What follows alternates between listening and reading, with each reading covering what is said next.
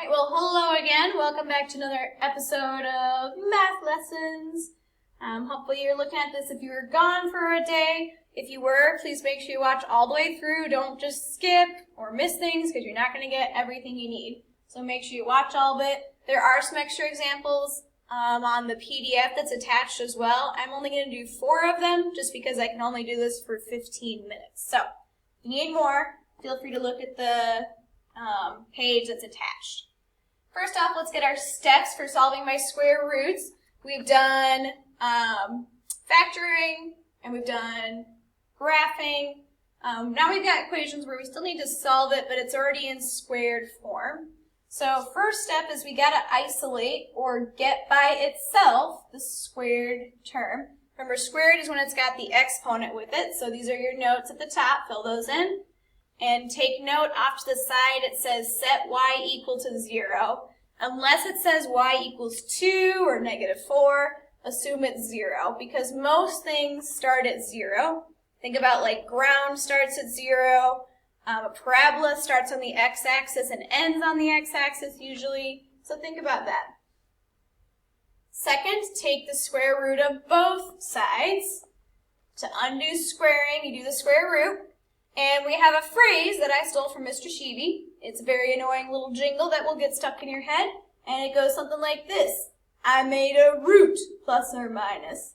I made a root plus or minus.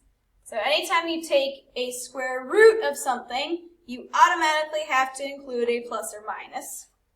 The reason for that is this. If I take the square root of 4, easy answer is 2 because 2 times 2 is 4. But there's also a second answer, and that's -2. Okay? And that's because -2 times -2 is +4. So you have to include both answers. You can't just use one. So make sure you have plus or minus 2, not just 2. Third step, solve for x. You should get 2 answers, just like my square root off to the side. It's not just 2, it's 2 and -2. So you're always going to have 2 answers. And it is okay to have the letter I, which is your square root of negative numbers, imaginary numbers, or an actual square root in your answer. You might just get an answer that looks something like this. You could have x equals -11 plus or minus 10i square root of 5. That might be your final answer, which is very weird for us. We're not used to questions ending like this. It feels like stuff should get combined, but you can't. All right, so unless it's all numbers, you can't put it together. So be cautious of that, not to just combine things willy-nilly without actually thinking about it. Okay, so pause if you need to, get all those copied down. Let's jump to number 1. All right, number 1. Again, nothing tells us y equals anything, so change it to a 0. -16. Step number 1 said isolate the squared term. Well, the squared term is right here, x plus 3 squared. That means I got to get rid of -16, so add 16 to both sides. Easy first step. Get rid of that. So I have x plus 3 squared now equals +16. Okay, well, we've isolated the squared term. So step 2 said take the square root of both sides. Okay, well, remember our little jingle, I made a root plus or minus. I made a root plus or minus. Now, the reason I don't put one on the right-hand side is because when I square a square root, or if I square root a squared, they cancel out. That was my whole goal, is I wanted to get just x plus 3 by itself. This one works out kind of nicely. Square root of 16 is 4. I made a root plus or minus, so I got to take that with me. Okay, and step 3 says solve for x. I should get 2 answers. All right, well, the only thing attached to x is that plus 3, so subtract 3 from both sides. Okay, now this means I need 2 answers. What this really means is it's +4 minus 3, and it's also -4 minus 3. That means +4 minus 3 is 1, Negative 4 minus 3 is negative 7. There's my two answers. X equals 1, comma, negative 7. Don't put parentheses around it. It's not a coordinate. It's just two numbers that get me my answer. All right. Pause here. Take notes if you need to. I'm going to move on to number 2 to keep my time. All right, number 2. Same thing. Start off by making it 0. X minus 4 squared. Hopefully in your head you're already figuring out what we need to do. You still need to listen though because this one is a little different. I'm not doing the same example twice. They're all different. Get your 25 over to this side. Remember our goal is we're trying to get this by itself. That's the whole reason I'm subtracting 25. Trying to get that squared term by itself. Feel free to look back at those steps if you're struggling with what to do next. Step number 1 was isolate the squared term. Step 2, take the square root of both sides. Got to get rid of the squared. Opposite of squaring is square root, and I made a root plus or minus. Put that plus or minus in there. Those ones go away. Feel free to pause if you need to. I know I'm going kind of quick. Okay, now negative 25 in the square root. Okay, well let's think about this. 25 is a perfect square, so I know it's plus or minus 5, but hopefully in your head you're remembering there's a little letter that has to go with it because of that negative. That's where our imaginary numbers come back into play, so do not forget about that one. Last step, got to get x by itself, easy last step. Undo subtraction by adding. Now be careful with this.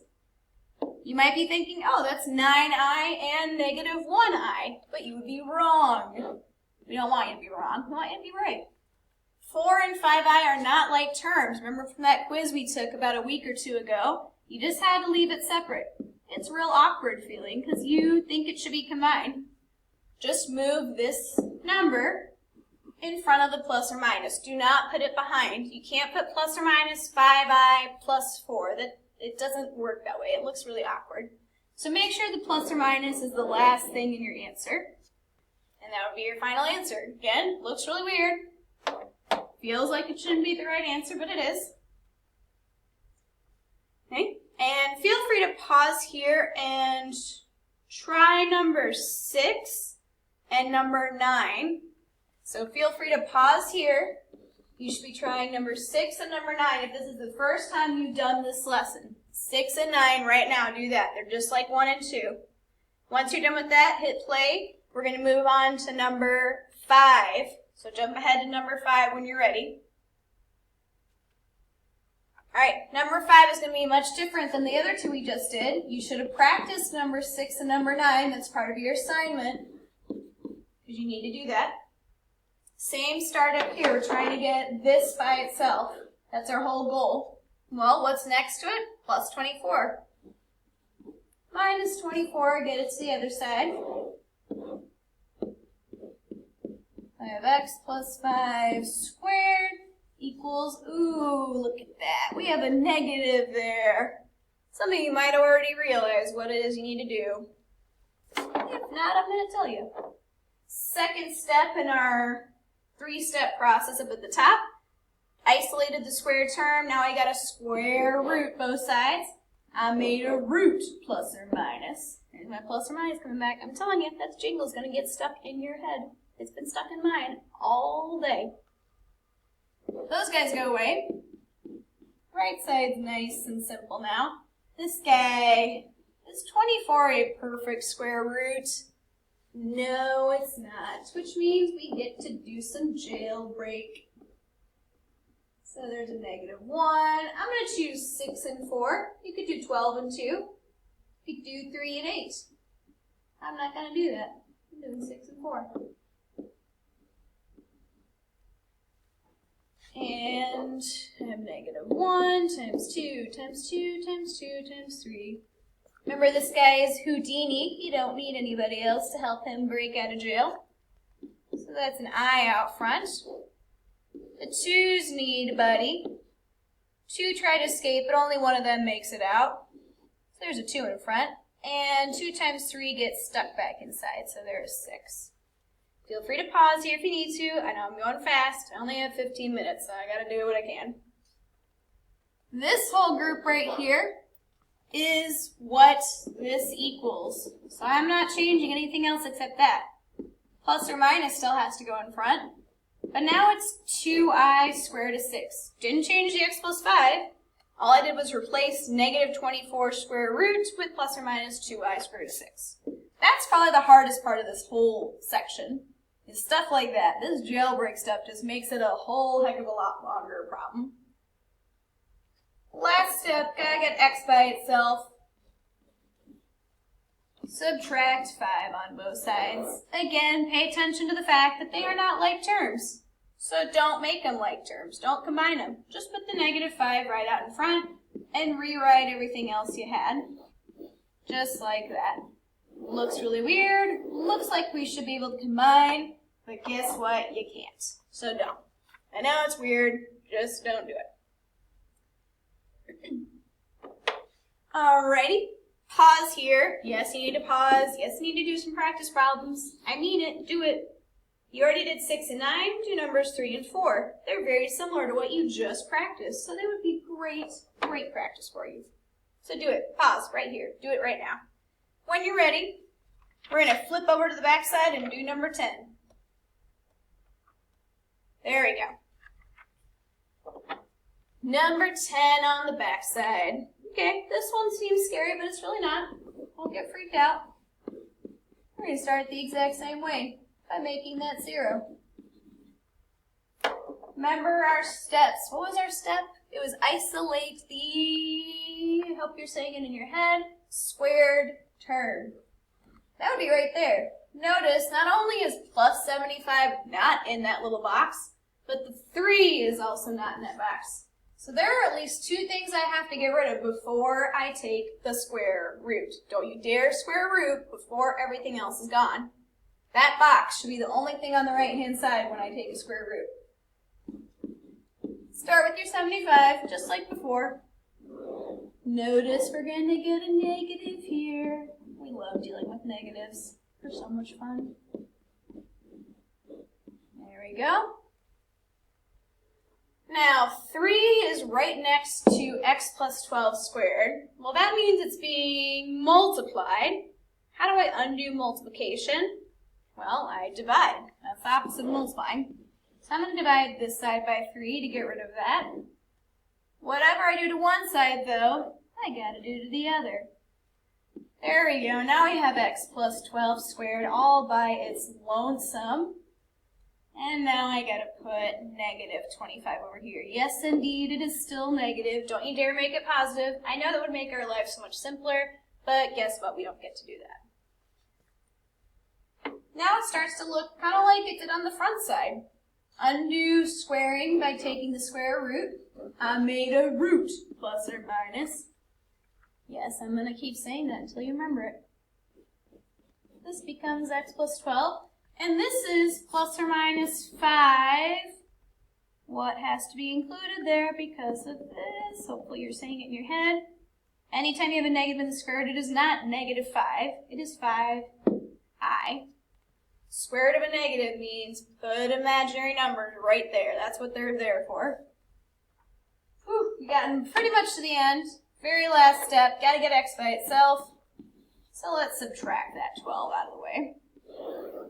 They are not like terms. Don't you dare put them together and to make it negative 7i and I don't know what the other one would be. Negative 17i. That's not right. Don't do it. Just put the negative 12 right in front. It's almost easier that way. You don't even have to do any extra math. You just have to put the negative 12 right in front. And there you go. Here's your final answer. Feel free to rewind. Okay, I know I went quickly through that, but rewind, rewatch parts that you need to. You don't have to just watch it once through. Rewind, watch some steps if you need to. And then on the back side, you need to also do numbers 12, 14, and 16. I know, I'm so mean with those, 7 problems total? It's good for you. It's going to help you, especially when you get to tomorrow's lesson. So hopefully that helped. Again, if you need to, look at the PDF that's attached with this lesson. You can look at some other examples as well.